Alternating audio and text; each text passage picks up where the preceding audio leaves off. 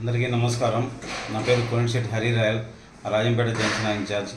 ఈరోజు వీడియో యొక్క ముఖ్య ఉద్దేశం, మొన్న మన ఆంధ్రప్రదేశ్ జరిగిన ఎన్నికలలో అల్లర్ల గురించి ఒక నిమిషం మాట్లాడుకుందాం.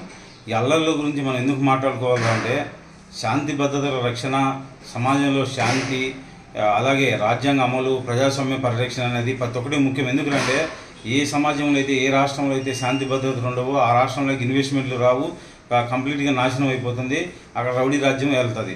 ఇప్పుడు అల్లర్లు ఎక్కడ జరిగినాయంటే తాడిపత్రి, మాచర్ల, ఇలా కొన్ని చోట్ల అల్లర్లు భయంకరంగా చెలరేగాయి. లాస్ట్కి ఎలా జరిగినాయంటే ఈవీఎంలు పగలు కొట్టాడు పిన్నంనేని అతను, రామకృష్ణారెడ్డిని. అదేవిధంగా దీని గురించి ఒక నిమిషం తెలుసుకుందాం. అసలు ఈ ఎన్నికల సంఘం బాధ్యతలు ఏమిటి? ఎప్పుడైతే ఎన్నికల కోడ్ వస్తుందో అప్పుడు కంప్లీట్గా ఈ రాజకీయ నాయకుల చేతిలో నుంచి పరిపాలనా యంత్రాంగం అంతా ఎన్నికల రంగం చేతిలోకి, ఎన్నికల సంఘం చేతిలోకి వస్తుంది. అంటే collector powerful, IAS powerful, SP powerful, RDO powerful, MRO powerful, ఇంకా పోలీస్ వ్యవస్థకు కంప్లీట్గా పూర్తిగా అధికారాలు ఇస్తారు. అప్పుడు ఆ అధికారాలు ఇచ్చినప్పుడు కానీ ఈ రంగం అంతా విఫలం కావడానికి ముఖ్య కారణం ఏమిటంటే, ఇప్పుడు ఎస్పీ కానీ కలెక్టర్ కానీ పవర్స్ పెట్టుకొని ఇప్పుడు తాడిపత్రిలో కానీ, అనంతపూర్లో కానీ, మాచర్లలో కానీ ఎందుకు విఫలమయ్యారు అనేది ఒక ముఖ్య కారణం తెలుసుకుందాం.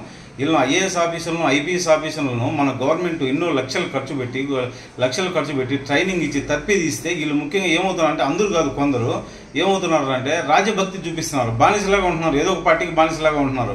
అదే అందరూ లెక్క కొంత మంచి ఆఫీసర్లు ఇరోటికి ఉన్నారు, అది సంతోషం. కానీ వీళ్ళు ఆ బానిసత్వం చూపించడం వల్ల ఈ టీడీపీనో వైసీపీనో ఏం చేస్తున్నారు, గుండాయిజం. అంటే ఈవీఎంలకు దూరేది, ఓట్లు ఎప్పుకుని ఉండేది, డబ్బులు పంచేది, కొట్టేది. ఇది ఆ ప్రజాస్వామ్యము. ఎవరు వస్తారు ఇలా ఉంటే? దేనికి వస్తారు? అధికార దాహం, మారణ హోమం సృష్టిస్తున్నారు. ఇలా అయితే ప్రజాస్వామ్యం ఎలా రక్షించబడుతుంది? ప్రజలకు రక్షణ ఎక్కడి నుంచి అవుతుంది అంటే, బడి తిన్నాడుదే రాజ్యం అవుతుంది. అప్పుడు ఎవరిదైతే కొడతాడో వాడిది రాజ్యం అవుతుంది. ఇది కరెక్ట్ కాదు. ఏదైనా సరే అధికారులు పూర్తిగా కంప్లీట్గా నిష్పక్షపాతంగా కంప్లీట్గా ప్రజాస్వామ్య పరిరక్షణ కోసం, శాంతి భద్రతల రక్షణ కోసం కృషి చేయాలా. ఇలాంటి అల్లర్లు జరిగిన తర్వాత ఎవరైనా సరే, నేను ఒకటే చెప్తున్నా, ఎలక్షన్ కమిషన్ విన్నవించుకుంటున్నాను ముఖ్యంగా, ఎవరు తప్పు చేసినా, టీడీపీ వైసీపీ తప్పు చేసినా తీసుకెళ్లి కీళ్ళు ఇంచి ఇలాంటి వాళ్ళు పర్మనెంట్గా ఏ ఎలక్షన్ రాకుండా పర్మనెంట్గా లైఫ్ జీవిత ఖైదు పడేటట్టుగా చేయాలి. ఎందుకంటే శాంతి భద్రత విషయంలో ఏ మాత్రం మనం నిర్దాక్షిణ్యంగా ఉండాలి.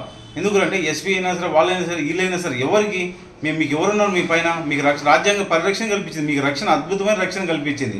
మీ జోలికి ఎవరు రాలేరు. ఏం చేస్తారు? మహా అంటే ట్రాన్స్ఫర్లు చేస్తారు, అంతే కదా. ఏం చేస్తారు? రాజకీయ నాయకులు కూడా ఒకటి ఆలోచించాలి. మంచి ఆఫీసర్లు, పనిచేసే వ్యక్తులను ఆ పార్టీ ఈ పార్టీని మనం అంటగొట్టకూడదు.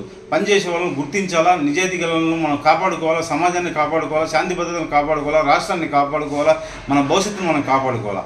దయచేసి ఎవరు అల్లర్లు చేసినా కానీ ఎన్నికలు సహించకుండా, ఏ పార్టీకి కొమ్ము గాయకుండా తక్షణమే చర్యలు తీసుకొని, ఎవరైతే ఆడు ఎవడైనా కావచ్చు, సీఎం కావచ్చు, పీఎం కావచ్చు, రాజ్యాంగాన్ని ఉల్లంఘన చేసినవాడు క్రిమినల్, వాడు మరణహోమం సృష్టించేవాడు వాడు.